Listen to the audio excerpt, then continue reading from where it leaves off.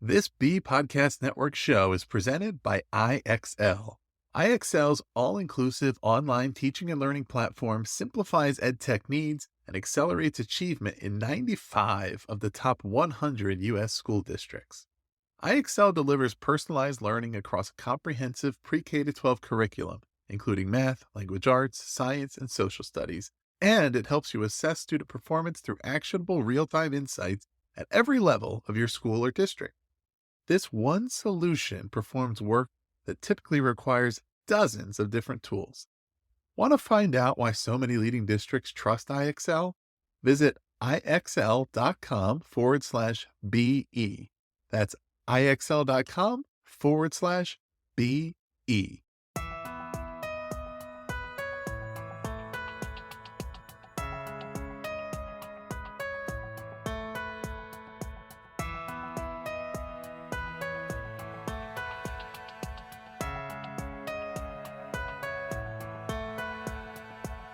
Welcome in, everybody. You are listening to the Authority Podcast on the B Podcast Network. Thanks for being here with us for today's episode. My guest is Randy Laist. Randy is chair of the English department at the University of Bridgeport in Bridgeport, Connecticut. He has taught in middle schools, high schools, and colleges, and his writing has appeared in the New York Times, Salon, the Chronicle of Higher Education. Randy has edited volumes of essays on inclusive educational design, as well as college movies, plant studies, Indiana Jones, and retro representations of the 1980s. His books include Cinema of Simulation, Hyperreal Hollywood in the Long 1990s, Technology and Postmodern Subjectivity, and Don DeLillo's novels. And the focus of today's discussion, Rethinking Writing Instruction in the Age of AI. Randy, welcome to the show. Thank you very much, Ross, for having me. It's a pleasure to be here. Thanks. So let's start with a big question. What is writing to you? So we're talking about rethinking writing. How do you define writing or think about what that skill is, what it looks like, what it's all about? Well, that's a great question, Ross. Thanks so much for starting off with the big picture. To me, I've been a writing teacher for about 25 years. As you mentioned in your intro, I've done it in elementary schools and in high schools and in middle schools and in colleges and in graduate schools, all around, the place. And to me, the big thing about writing is that it is not just a means of communication, although that's an important part of it, but it's a way of playing with ideas, of expressing yourself, of finding yourself, of taking all the different pieces and elements of your daily experience and sort of swirling them around and creating something new and vibrant that is uniquely yours and that is an opportunity that you as a human being have to contribute something original, something of value, and something that comes directly out of your authentic self into the world and into human history as a way of changing our entire world that we live in. So to me, I think writing is very important, and that it has this incredibly impactful value in the lives of learners and for all of us as members of human civilization. I think given that definition, you certainly contextualize the origin maybe of some of the fears particular to AI and how it relates to writing. Of course, there's people with a variety of reasons why they're skeptical or even fearful of the AI technologies in general. But with respect to writing, right, that process of the most authentic way of considering and understanding what we think, how we express what we think, right, as people. And then what does that mean when we're talking about the artificial intelligence and how do those things go together? Can you talk about some of the fears maybe that educators seem to have around this discussion when we're really getting into this dialogue and, and considering what it means to embrace versus to maybe accept versus to resist AI and how it's going to impact teaching and learning? Thank you for the question. As a chair of an English department, I run across issues about AI all the time, most typically in the context of an accusation of AI plagiarism, where a English teacher or writing teacher accuses a student of AI plagiarism. Sometimes it can be very difficult to prove, unlike traditional forms of plagiarism, where it's usually pretty easy to track down the original text. AI is much more ambiguous. And so if a student says that they wrote it, it's much harder to have a conversation to demonstrate they did. So yeah, it's a big problem. But in a way, one of the ways that I approach it in this book, and the way I've been thinking about it, and the way I've been thinking about it even before AI was a thing, is that it's a what Homer Simpson calls a crisopportunity. It's a crisis, but also an opportunity at the same time. That one of the things that's always limited the power of writing classrooms to really unlock student potential is this sense that we want to basically train students to be chatbots. That the goal of a writing class is to allow students to give them the skills to be able to write these very standardized, formulaic forms of writing that, of course, were very useful to be able to write back a few years ago before ChatGPT could do those kinds of assignments for you. So even before chatbots were a thing, there is a sense in which formulaic chatbot style writing was stifling the ability of writing to do those things that I was talking about previously, to unlock the potential of new ideas and innovative forms of thinking that are directly connected to the unique neuro architecture of individual students. In my work, I've collaborated directly with hundreds of educators to support their success. Do you know which of their edtech frustrations comes up time and again? The sheer number of tools out there and the difficulty of knowing which ones schools like theirs are using to get results. IXL is different. Not only does it perform the functions of dozens of tools, it's currently delivering results for 1 in 4 U.S. students, including those in 95 of the top 100 districts. Another major pain point that comes up: when a school is excited to implement a new tool only to find out the teachers hate it. Yikes. It helps to know that IXL is loved and trusted by more than 1 million teachers, saving them time on prep work while enabling them to better support student learning. IXL is research proven to accelerate achievement. Studies across 45 states show that IXL schools outperform non-IXL schools on state assessments. And independent research from Johns Hopkins University verifies that IXL meets ESSA Tier 1 standards. With those results combined with IXL's teacher-friendly reputation, what more could you ask for? If you have a goal to increase achievement for all students, make sure to find out what IXL can do for you. Visit IXL.com/BE for a demo. That's IXL.com/BE. To me, I think what I've been telling my instructors recently is if you are having a lot of problems with students AI plagiarizing your assignments, the problem is not the students and the problem is not the AI. The problem is the assignments. The things that you're asking students to do are things that can plausibly be done by a chatbot.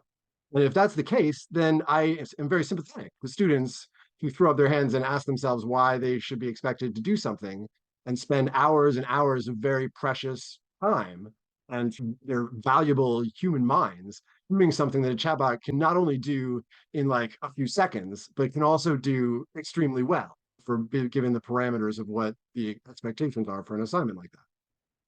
So in this book, Rethinking Writing Instruction in the Age of AI, I approach this question from this design perspective, the design perspective suggested by universal design for learning, which takes us back to the origins of the assignments themselves and to our goals of the assignments.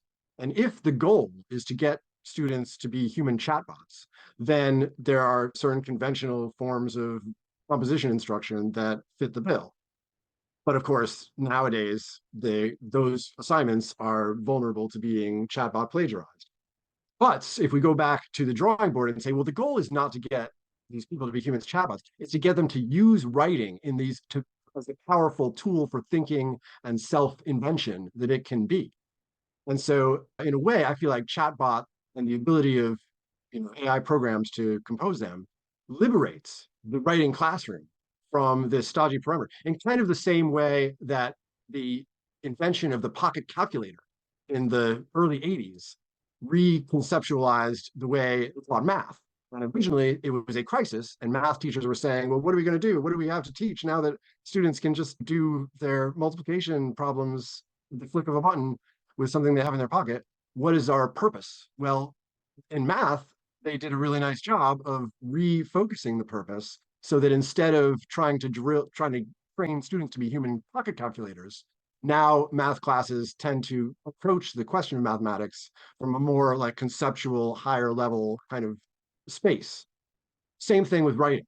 Now that the chatbots have liberated us from doing these 5 paragraph essays about gun control, like good or bad, we can use the power of writing to be able to encourage students to explore what is unique about them and what they have to say that a chatbot could never say, which is very interesting to think about because as impressive as chatbots are in their ability to manipulate language, what they're manipulating is just the millions of other things that people have said before.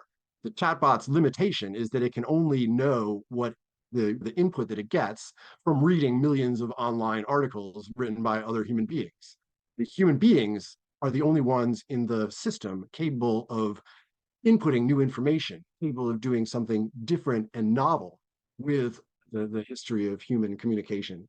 So my thing about that is like, as we become more sophisticated educators in working with chatbots, not only in like I said, creating assignments that are kind of chatbot resistant because they use certain techniques that I talk about in the book and that maybe we can talk about later on in this talk, but also maybe even using chatbots in productive ways in the writing classroom to Mhm. provide examples of chatbot style prose and as a research tool and as an editing tool and for many other ways that are also described in the book. Yeah, I think that's a great answer and covers a lot of things and certainly kind of aligns with a lot of what I'm thinking about the plagiarism and the cheating thing. Where if your first question is how can this be used to cheat?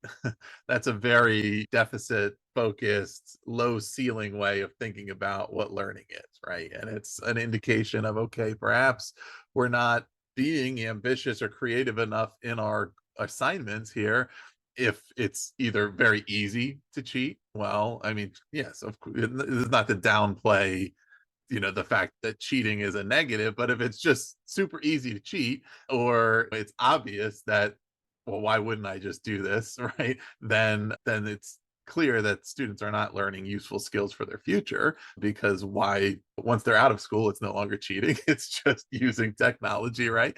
But also that, right, that the technologies present new ways to be creative that aren't the first obvious thing. You mentioned the calculators, right? In order to be able to use a calculator to come up with the correct solution to a math problem, you still need to know the right questions to ask. I still need to know what the functions are and what the data is that I'm putting in there. Same thing with the writing. In order to come up with new ideas, novel ideas, I need to know the right ways I'm prompting these tools, but it facilitates the speed at which I can get a summary of what people already think about an issue. And then I can consider, what do I think or what do I have to add to it, right? And but then you have to add to that and build on it because it's only pulling from what already exists. But how quickly can I get to a point where now I can confidently say, all right, I kind of understand the basics of what this is about, and now I can consider, what do I think about it or what do I want to add, and then prompt myself in new ways.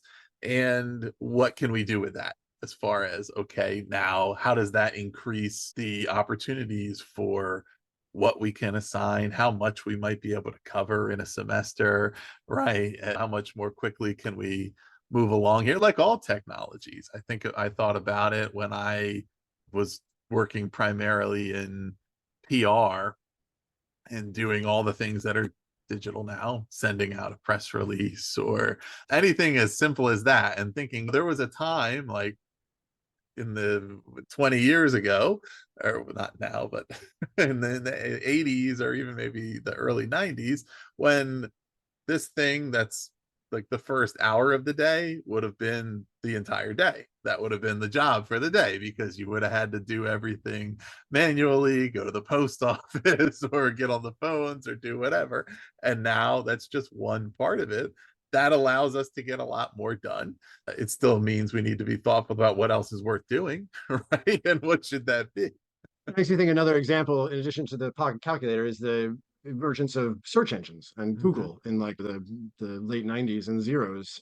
When that first happened, a lot of educators were up in arms saying that the students would not have to read anymore, or wouldn't do any research anymore. But it turns out that, of course, properly used, search engines are extremely valuable research tool. So it's just a matter of like finding the right instructional approach. Technology emerges, and sometimes it takes some like cultural catching up to be able to figure out how to productively place that technology into a certain ecological framework where it makes sense and where it can actually do the work that the human work of making our lives better and more interesting. Yeah, there's more reason to incentivize curiosity. And, certainly one of the big issues when I was high school, college, starting college at least, was Wikipedia. Oh, that some people, oh, Wikipedia, you can't use that at all. You shouldn't even look at it. And I mean, it's a great tool. There's a lot of great information on there, but it's also a great thing to learn enough to say, do I want to know more about this topic? Right? Now I'm curious. Now this is interesting. Now I need to go and learn more and go to more in-depth sources and all of that. But that's, you know, Yeah. that's kind of the same thing you were saying about the about using the chatbots, and I Mhm. talk about that in the book too. About a useful way of using a chatbot to do a writing project is ask the chatbot to do your writing project for you, and Right. then take it to the next step. And the same thing I think happens with Wikipedia. If you use it as a starting point, as sort of like a icebreaker or a starting point to spark a line of inquiry, then it can really do very interesting things and can really contribute valuably to like an educational experience. So Yeah. again, it's not the technology itself. It's, of course, as always with technology, it's sort of the way that it's used and the way that it's approached and the way that people think about it, not as a way of like replacing human beings or substituting human thought, but as a way of kind of like encouraging and motivating and making human thought like easier and more interesting. Absolutely. So, Randy, from your perspective, then, when it comes to the use of the embrace of in writing instruction, what are the risks? Are there any risks associated with how we embrace it or how much we embrace it? What are the risks of not not doing so? That's a question. To me, I feel like the only risk in AI is pretending that it doesn't exist or pretending that it's going to go away or imagining Mm. that it's just a fad or, something that doesn't actually impact the classroom. And I'm thinking not just of the writing classroom, although that's what my book is about, but also just of any educational environment where you're asking students, again, not only just to do writing projects, but to do any kind of thinking. Those chatbots are extremely versatile and kind of infiltrate the entire system. So to me, the only risk is like pretending that it's not there and that it's business as usual. Of course, once you actually start embracing AI and bringing it into the classroom and teaching students like what it can do, which is a lot, but also I think a very important conversation to have is also what it can't do, like with its limitations, which again are pretty substantial. And they're substantial ways that are kind of obviously part of the fact that it's such a new technology and that chances are that the technology will get better and the AI chatbot essays will get better and they'll get more sophisticated and more capable. But no matter how advanced AI tech ever becomes, there's a certain extent to which no matter where it goes, the human beings have sort of a advantage because the human beings have bodies, they have experiences, they have inner thoughts, they have relationships with other human beings. They have this amazing thing, a human brain, which even the most like a child or whatever, it's like a million times more processing power than any AI device could ever possibly have. What that means is that the if the AIs ever develop to the point where they can mimic human consciousness or actually like do like compelling representations of human consciousness, then those AI programs could take a writing class. Then they can sit down aside next to the human students and explore the same questions and mysteries of their consciousness and of their ability to use language to change the world.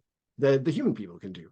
No matter where you are, if you are a entity that uses language, then you can learn how to use that language in more creative and productive and thoughtful ways. And so, in terms of the risks, I think there are, like, again, the only risk is like just pretending that it's not there.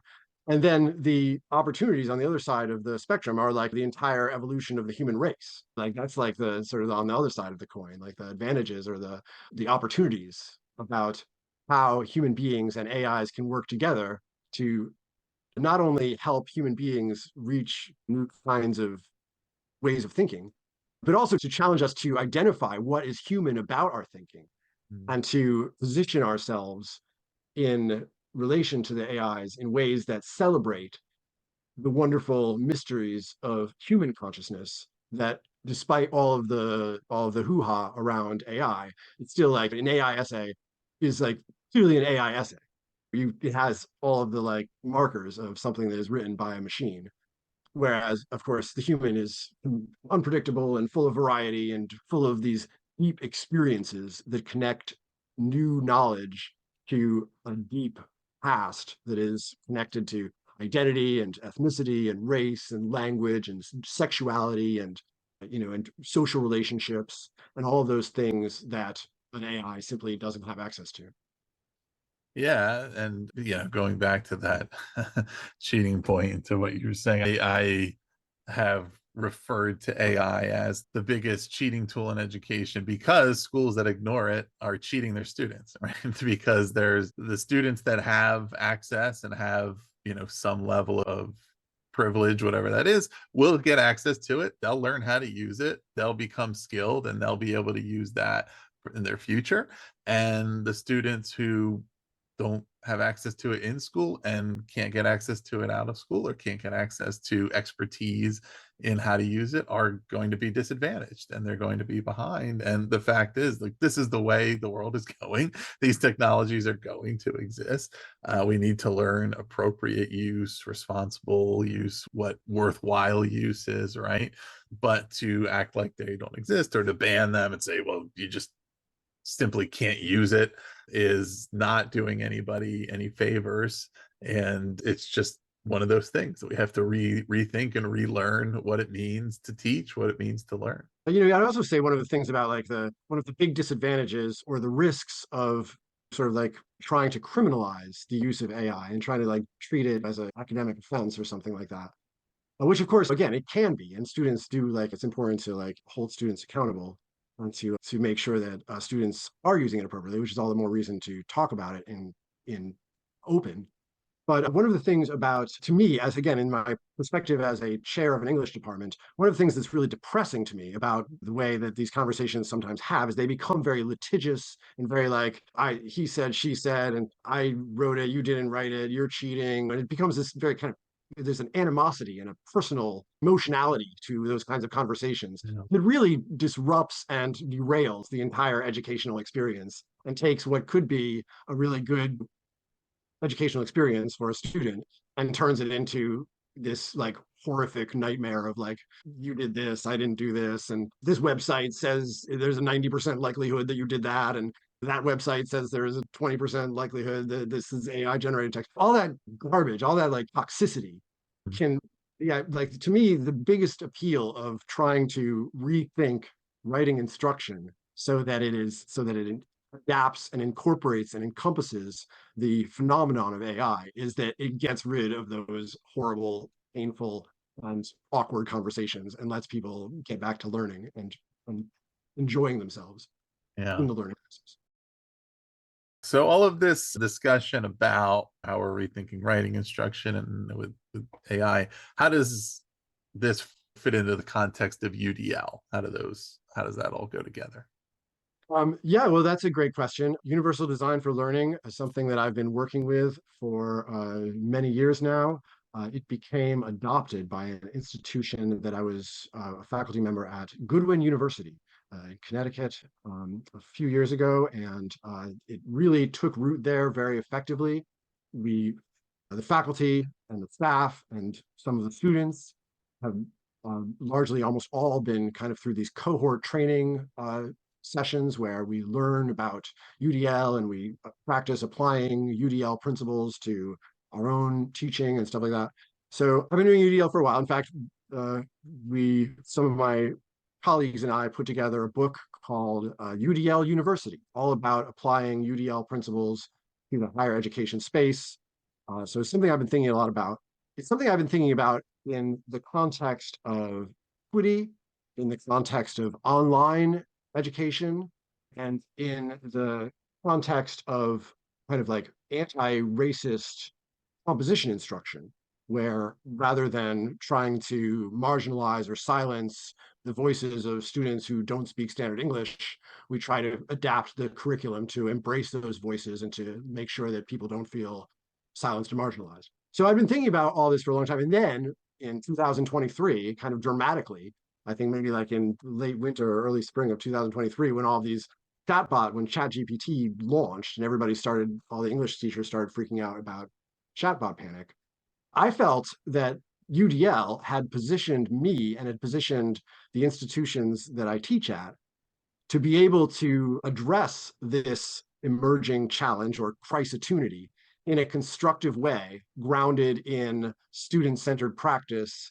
and in an appreciation for the variability of individual learners and for the responsibility of educators to create learning environments that are inclusive and that adapt to changes. To me, I think one of the reasons that Goodwin University has been very successful and resilient through COVID and through all sorts of upheavals in the higher education space is because of its commitment to UDL, which has made all the instructors very flexible in terms of their mindset and how they approach the teaching that they do. So again, and when I started becoming the chair at this other place at the University of Bridgeport, sort of a more traditional school, but a lot of the same kind of challenges, I was involved in applying some of the UDL principles that I picked up teaching at this other institution into this new space. At the same time that the AI thing started, and all the instructors started to say to me, like, well, we need to do something about this. We need to figure out some approach. But the UDL already had the answers. UDL already knew that the answer to the chatbot problem was that writing instruction was already too standardized, too conventionalized, too committed to the mechanical, technical functions of the composition process. But whereas, again, when we think about writing as this sort of like transcendent, brain-based way of celebrating the individual perspectives of individual students, that's very parallel with the UDL emphasis on finding the learner's own, like resources and trying to capitalize on the uniqueness and variability of individual learners. To me, I feel like a good English classroom is always doing that. It's always trying to figure out what is unique about this student. What unique strengths does this student have? What powerful stories does this student have to tell? What unique perspectives and wisdom and experience does this student have locked inside of them as a result of their human reality? And how can we help that student make the most of it, to express it, to understand it, to elaborate it, to apply it to different contexts, and to celebrate it and to feel proud of themselves for being a human being and for having these wonderful things to say.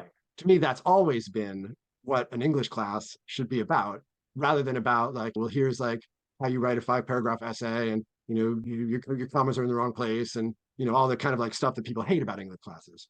Right. And so in the age of AI, that approach is like, well, let's acknowledge the humanity of our students. It fits like a glove. It's the perfect solution. UDL provides us the perfect framework to be able to figure out how we can engineer learning environments that make sure that the student is sort of the curriculum, that the student's own thoughts and feelings and perspectives is kind of the starting point for any learning experience that they have, which is true very much in the writing classroom, but it's also true across the curriculum in other disciplines as well, where the students, as UDL teaches us, where the students' engagement, their emotional, personal engagement with the learning environment is the most important, most elemental piece of the puzzle. Mm-hmm. So again, UDL makes us think about all that. Also think about the goal. That's something that I've taken away from my UDL training. In a writing classroom, although it looks to an outside observer But if the goal is to produce this 5-page piece of research writing, that has never actually really been the goal. In a process-oriented writing classroom, the goal of a writing classroom is not to get the students to produce some publishable piece of writing. That almost never happens in a writing class. Point is to get the students writing, to get the students Right. thinking about writing, to give them a confidence and a sense of empowerment that allows them to continue writing beyond the last day of classroom, beyond the last day of the class. And that's what the value has always been. The distraction of like the actual product of writing has kind of like sometimes been like a case of the horse driving the buggy or the buggy driving the horse or whatever it is. And again, AI gives us a chance, the emergence of these AI chatbots gives us a chance to be like, well, look, these robots are writing these essays and they're doing a damn good job of it. Let's find something human for these students to do. Right. Yeah, I think there's a lot of many untapped avenues. And so I think it's a bad sign that we're so deep in the conversation before I'm asking this, but it's probably representative of how a lot of these conversations go. How do students respond to it and react to it when AI is brought into the writing classroom and they're engaged in learning how to use the technology or apply it to what they're learning? Students are full of variability and they're all unique snowflakes and they all have different like perspectives and responses. But in my impression, in my general like sense of from having had these conversations with students over the last year or so, has been that they really want to take advantage of this tool. And in a way, Mhm. of course, as is always the case, like the young people are like the early adopters and they're eager to try to take advantage of the new technology and they're not threatened by it or frightened by it or weirded out by it. They think it's and it is fun, right? I mean, there's a certain elemental like joy of like putting a prompt into a chatbot and watching it magically create this like this skein of text out of it. And this, I think that's when it's a delight and a joy that actually speaks on a very basic level about the joy of writing itself. And I think that's an interesting place to start that conversation too, is to say, well, I know you have a weird kind of like secret thrill when a chatbot spits out an essay in response to your prompt. That response that you feel is the basic joy of like expression. And so let's use that as a break. So the students, yeah, they like it. They want to hear about it. And they want to, I don't think, I mean, I don't know, I'm Pollyannish maybe about this, but my impression is students don't want to cheat. They don't want to like, they don't want to like cut corners. They want to learn. They want to use, they want to, but they also want to use their time productively. Mhm. And again, I feel the same way when I was a student. That if I'm being asked to do something that is redundant, that is like not really worth my time, that seems like busy work, that seems like something that is not really contributing meaningfully to my development as a human being or to the cultural landscape of society in general, then that's, obviously you can rebel against that. You shouldn't be asked when you are asked to do something that's dehumanizing or that minimizes your potential as a human being. Yeah, there's a basic resistance to that. And so in some cases, like I say, in a lot of cases where students, even in flagrant cases of plagiarism where they are taking just typing the assignment into a chatbot and handing in the result to their teacher as their own work, I don't know, in some way, I feel like if the chatbot can do that, the chatbot can produce a reasonable simulacrum of the kind of writing that the teacher is asking you to do, then yeah, that's what technology is for. So take advantage of that and then find out what you can do. So in my classrooms, when we say, all right, we're going to do some kind of research paper, we're going to talk to you about what your interests are, and we're going to write about it. Let's start off with asking the chatbot to let's start off by asking some research questions. What are some research questions around this topic? Let's write them down. Where do those research topics go? Let's start the chatbot, like we said before, actually write the essay itself. What does it come up with? One of the things that you see right away when you do that is that, again, the chatbot knows the formula. The formula is actually a good formula. It's got a thesis statement, just like we always ask our writing students to do. It has topic sentences at the beginning of the paragraphs. The paragraphs are nicely organized around Mhm. specific subtopics that are related to each other and that sometimes even go from one to another in a logical sequence. Not always, though. But the chatbot can, like, once you see a chatbot essay, it is pretty easy to identify, well, those are the markers of this kind of writing. So the Mhm. chatbot can do it, you can do it. That's easy. And also, like, well, here's what the chatbot says. The chatbot says a bunch of like platitudes and generalizations that it drew from millions of other articles that the AI thing has read over the course of its weird AI life. and it's just mixed them together and spat them back out in it's a new kind of order. That's what it did, you know. That's what it does. That's what we asked it to do. That's what it's capable of doing, and that's what it did. So now the chatbot did that. Where can we go from here? What can we say based on you? What can you say, you random student, with your unique background and expertise, your unique like place in the world, your unique like way of seeing whatever it is. That is, of course, I mean, I think about the brain and how, you know, a human, some random student who walks in your classroom, they have this thing in their head that is this unique, mind changing, world changing, universal device that is never existed before in the history of the universe and will never exist again in the history of the universe, and is like, this is your time to use that thing in your head to do the amazing, like unprecedented work that it can do. And whatever you have to say about the topic that we're discussing, that's the thing that you have to say that no one else can say. And so that's your job to say that. And that's the job of writing, to help you find that thing. And so the AI is doing its job. It's telling us, it's giving us these like random generations. It's telling us what they say. You know, that's Mhm. what a good way of thinking. I think of like Martin Heidegger, the 20th century German philosopher, who believed that, well, the they is this faceless entity that has these kind of mass opinions that are not connected to any one individual phenomenological existence, but just exist in this kind of like soup of like anonymity. Now, that's great. You know, it's good to know what the they is saying because they are the soup that we inhabit. But now, like, you have this kind of written record of what they say. Mhm. Now, what do you say? And that's like your human job, is to identify that response. Yeah, there's like a competition versus collaboration element to it, right? Which is, I mean, ultimately at this point, like we're all in some sense competing against what these technologies can do.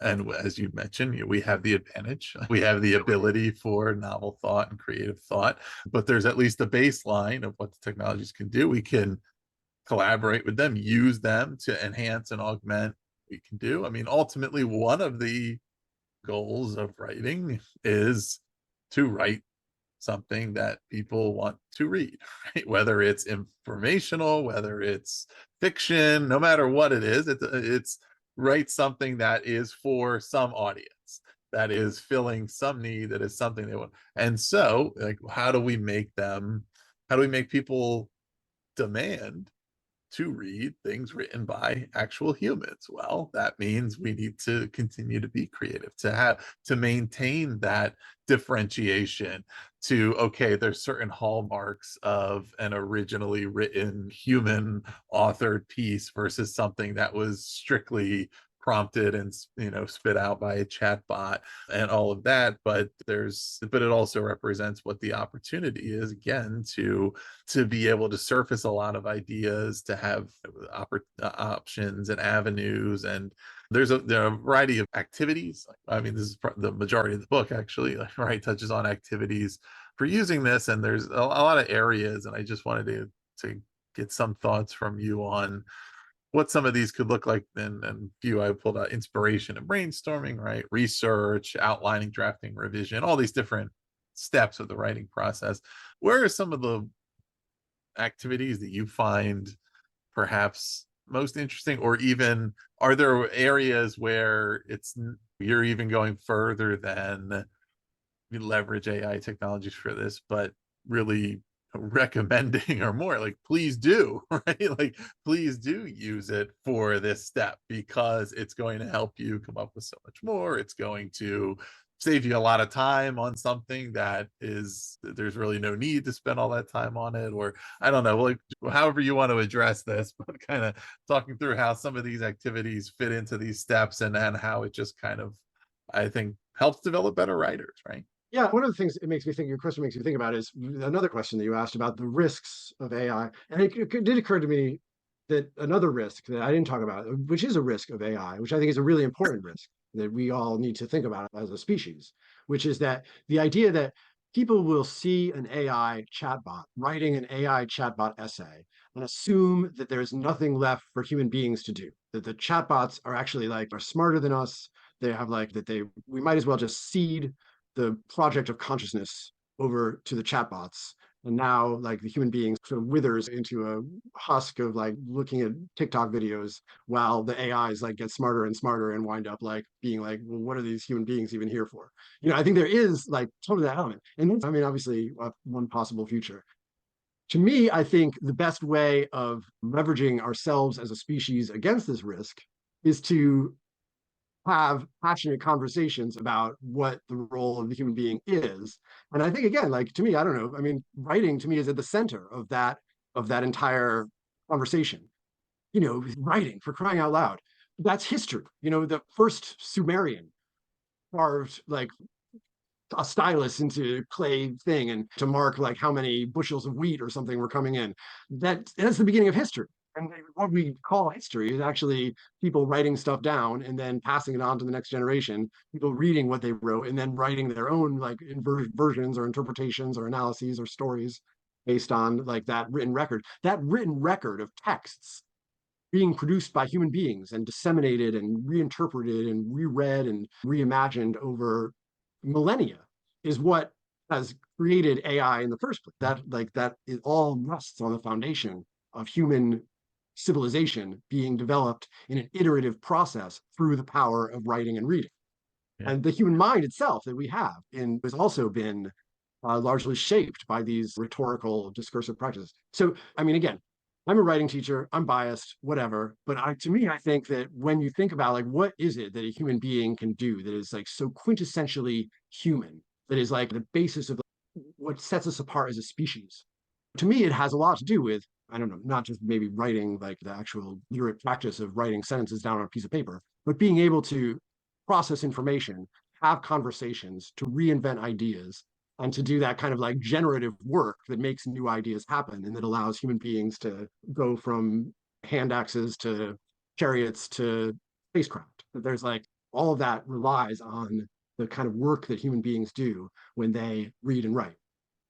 So to me, I feel like the writing classroom is like ground zero in the fight against Skynet and the AI, not in the sense that we are going to blow up their laboratories and go back in time and stop them from existing, but in the sense that we're going to ally ourselves with them. We're going to figure out the lines of demarcation between what they are and what they can contribute to human civilization and who we are and what we can continue to do to make sure our human civilization stays one that supports human consciousness and that promotes human diversity and all the beautiful, wonderful narratives and thoughts and feelings that human beings have. So, so all these activities that are like kind of in the classroom, this book kind of originated as a cookbook, an educational cookbook that a writing teacher, whether you know anything about UDL or whether you care at all about AI or whether you like have any, whatever, wherever you're coming from pedagogically or philosophically, you can pick up this book, turn to one of these activities. It's basically written out like a lesson plan and do this activity with a bunch of students. Most of them don't require any like advanced preparation. They just like open up the book, learn the recipe, and start cooking. And the UDL stuff is in there. There's, as you know from reading the book, it's got like boxes of theory and composition theory and UDL theory and the way that things connect to like more kind of abstract principles. But the basic thing is here are things that you can do, especially with a group of students, especially, I have to say, mostly in a on-ground environment, but we also acknowledge online environments and a lot of the activities are adaptable to different kinds of places. But here's something you can do to access the human agency of your students to inspire them to write and get them not just cranking out paragraphs, thinking about who they are as human beings, what they have to say as as students or as researchers, and how they position themselves in relation to the classroom community, the society that they live in, and really the scope of human history writ large. All of these activities, and they're fun, they're quirky. Some of them involve AI, but not all of them. There's one that's like a Wonder Ball activity where students pass around like a piece of paper as a Wonder Ball, and whoever the student winds up with a Wonder Ball has to apply something that they're thinking about to something that one of their classmates is thinking about. Things like that, just ways of like students kind of like taking ideas, turning them up together, using their improvisational ability, their ability to empathize with one another, their ability to hold meaningful conversations, to think deeply about their own lives, and taking all of that all those human resources and leveraging them into new ways of thinking and self-expression.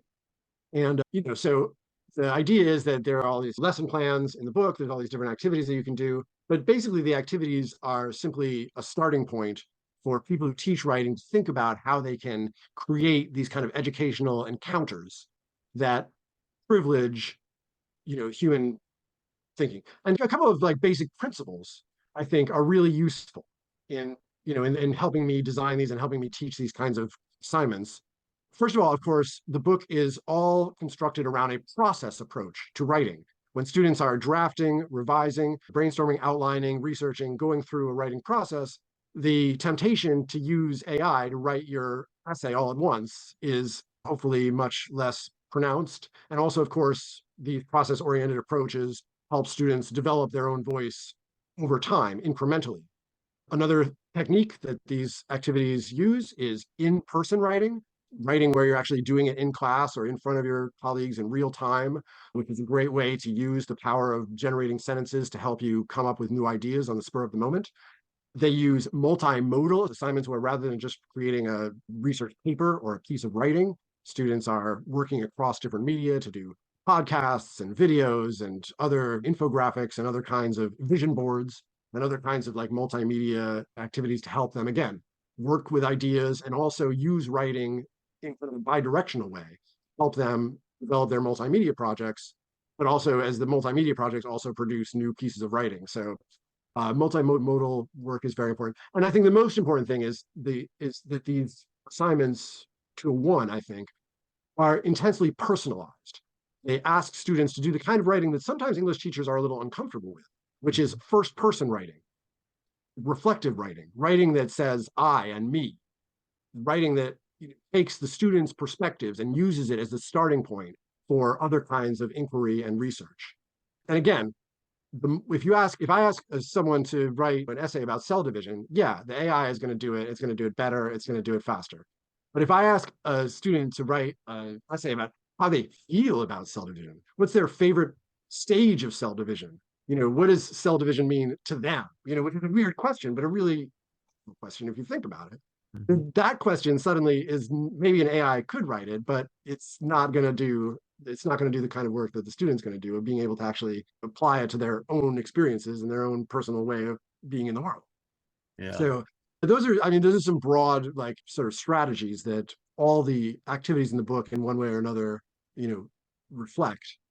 The point again to me is that a good writing classroom gets students talking, it gets them thinking, it gets them writing, of course, and all of that starts with the emphasis on their perspective as human beings. Yeah.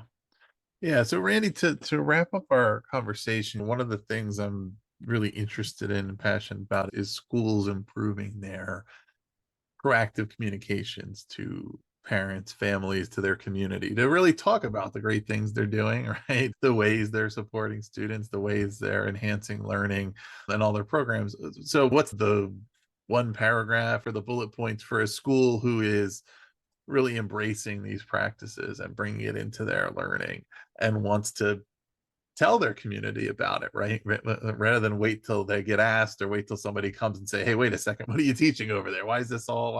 Why is it all AI?" How do they tell those parents and families or the other stakeholders in the community, "Hey, like we're doing this, and here's why it's a great thing." Well, I don't know. I think I would say two things, which sound like they contradict each other, but are actually like work together. The first thing is that I would say to these in this community, these students are using technology at the cutting edge level. They are incorporating, they're learning skills about how to use the technology, the limitations of the technology, the sort of like the borders of what the technology can and can't do, the way that it can supercharge their writing in certain respects, the way that it can give them an important professional skill that's going to become more and more valuable. So there's that thing. There's the sort of the technocrat response, which is like, we are teaching your kids to learn a useful and marketable technology, which is true. But then there's also, I'd say, the humanist response, which is that we are in the process of teaching students to work with these, artificial intelligence tools. We're actually reinforcing, celebrating their human potential to be original creators, to be innovators, to ask and answer questions that have never been asked and answered before, and to use their human experiences, their cultural diversity, their personal being in the world to create the future out of their own human potential. So to me, I think like, and both of those things are true. And I think practiced the way that, according to like the best practices, when education, when writing instruction follows these kind of guidelines that I lay out so eloquently in Rethinking Writing Instruction in the Age of AI, then education can do both of those things at the same time. It can provide technological skills for students who want to do 21st century writing, but it can also celebrate the timeless human values that make us want to learn in the first place. Excellent. Well, listeners, you can find the book, Rethinking Writing Instruction in the Age of AI from Cast Publishing. We'll put the link below and you can check out the webpage there and then go out to purchase it wherever you like to get your books. You can also subscribe to the Authority Podcast for more author interviews like this one coming your way every week. Randy, thanks so much for being on the show. Thank you, Ross. It was really fun talking to you.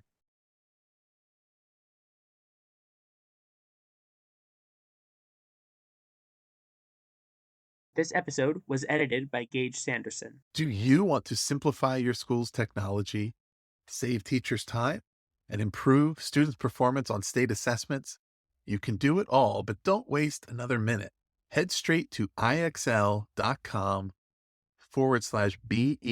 to learn how IXL's research-proven teaching and learning platform can help you achieve all of these goals.